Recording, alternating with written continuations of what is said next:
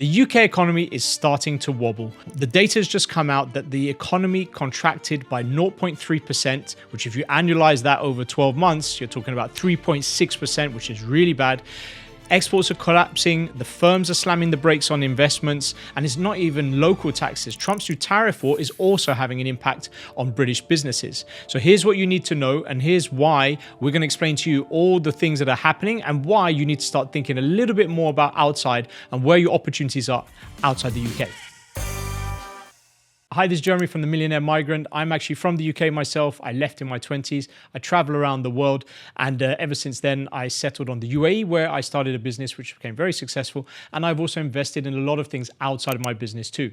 But here I'm going to give you all the information you need to know about what's happening in the world from all the experiences I've had at a very high level so that you can find financial freedom for yourselves too. I was recently mentioned in Wealth Briefing in the UK talking about why I think the UK decision regarding the closure of the non-dom program is a big mistake, and that I suggested one other solution, which is to charge a lump sum, rather like they have done in Greece and Italy and Switzerland. So you can read about that, and there'll be a link here. So I was at a conference in East Africa. I was speaking at a private wealth conference, and every time people were like, "Oh, where are you from?" I said, "From the UK." The way they behave was very different to how it used to be. Before, they used to be like, "Oh, I love the Queen and it's a lovely place." They were just kind of patting me on the shoulder. I was like, really sorry to see what's going on there. And, you know, this has never happened before, and it's really quite sad to see. And I feel that pain as well.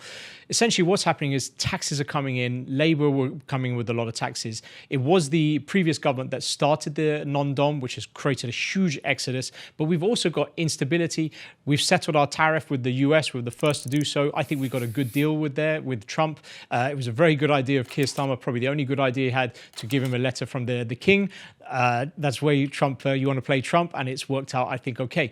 But on the other hand, the GDP shrank by 0.3% in the month of April. So essentially, this is bad news because I don't see this really getting any better. I think everything is starting to have its knock-on effect.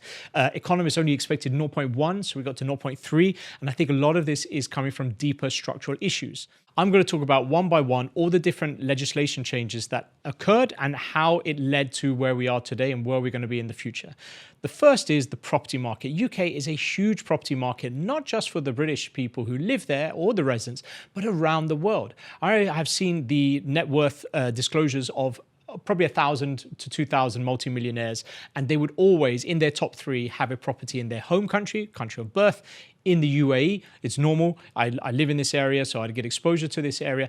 And thirdly, in the UK. But then when I was in Kenya, I met with a lot of businessmen who said, we've sold all our UK stuff. We don't get any yield. Taxes are coming in. It's not going up anymore. And if anything, it probably maybe will start coming down as well, regardless of the fact that they did say that there is a shortage of accommodation in the UK.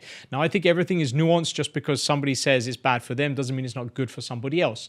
But essentially, when you hear a lot of high net worth people offloading a lot of property, and I'm hearing a lot, this is never a good sign, considering the UK has always been considered your Swiss bank for real estate. A lot of foreign nationals buy there because they feel comfortable, if they feel safe, because it's safer than owning in, I don't know, Democratic Republic of Congo, for example. But property prices are coming down, and central London yields are like 2%.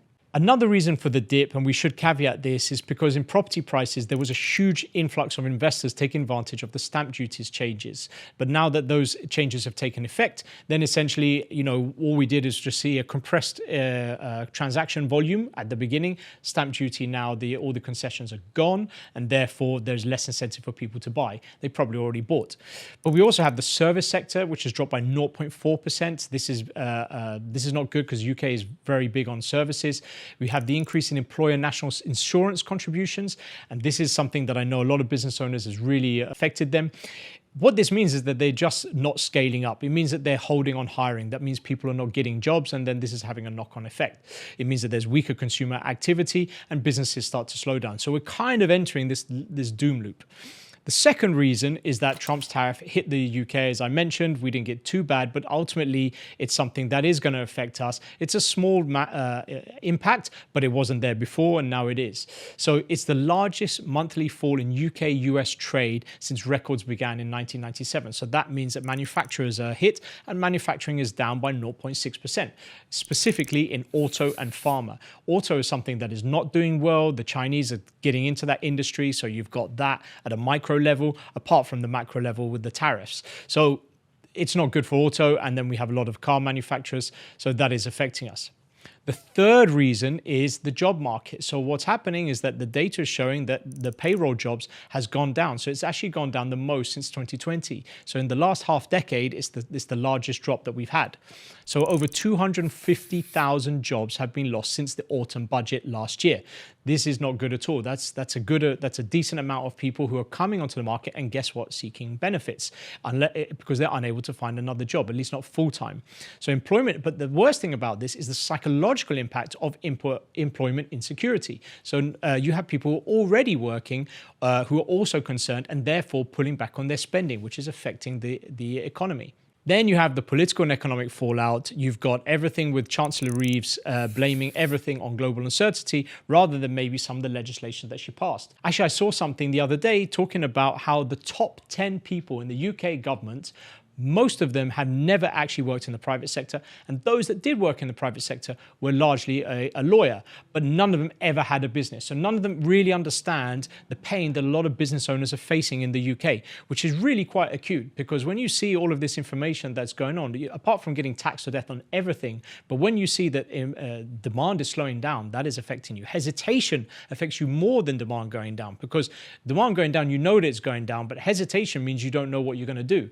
You've got this coming in. And then I think something that is really quite alarming is people are really not talking about the exit of the UK non-dom. And I know that there's a lot of people on London radio saying, let them leave. And they've just got no understanding of how the world works, is that people can just leave. They're not, if you're saying, well, if you want to stay in the UK, pay your taxes, that's fine. But the whole idea that they came was because other countries charge them more tax, and they will find another country that will charge them even less tax.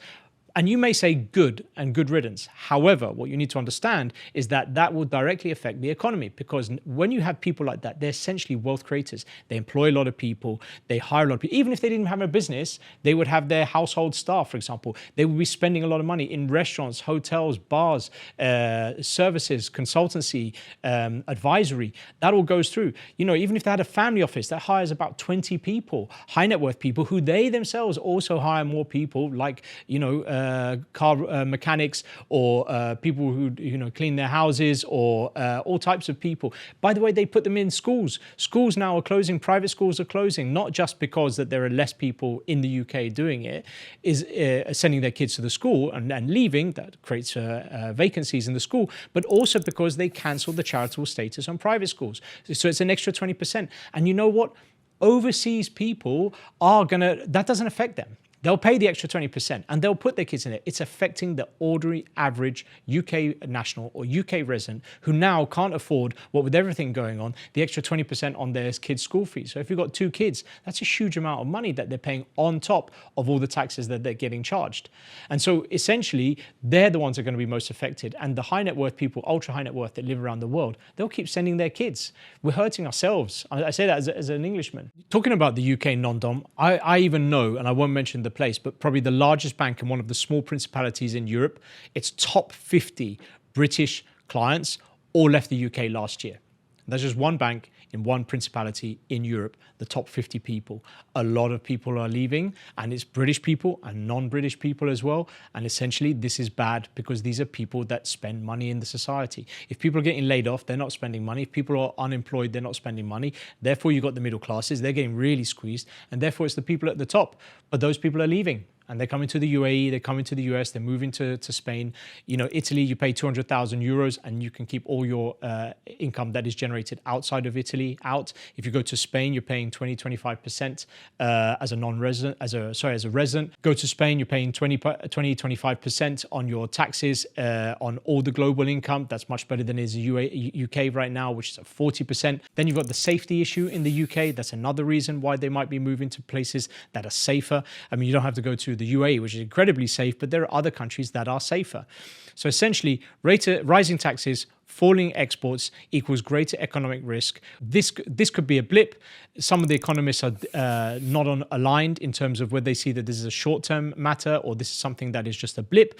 But essentially, I'm struggling to find any kind of silver lining, not just in the UK, but around the world. This is why I have been talking for 15 years now to help my clients to take advantage of opportunities around the world. If your money's not working for you in the UK, then you can invest in other countries. I've seen properties where you can make 10, 11, 12% returns. I've seen places where I invest and I get 25%. You know, there's people in Kenya saying if you don't make more than 25%, it's not a good deal. 25% annualized. So essentially, people need to know more about the world. We need to get educated around the world. We need to understand that there are other things. There are other benefits to lifestyle, opportunity, mobility, social mobility. And I'm not just talking geographical or wealth mobility. We help our clients to take advantage and create strategies for high net worth people, or even people who are just starting their journey who are not yet high net worth. When I started, I didn't know where I would be. But in the end, we want to help these people because they're the future people that are going to create opportunities, create jobs. And we learn from everyone at the same time. So let us help move you forward globally by using all the experience I have, by using the network I have. And I'll be doing these videos more and more to be able to tell you what's happening in the world. And politicians are not going to be on your side. Politicians, they make decisions which they feel are right, but ultimately you're seeing right now that it isn't always the case. Thank you very much for watching. I'll see you on the other side.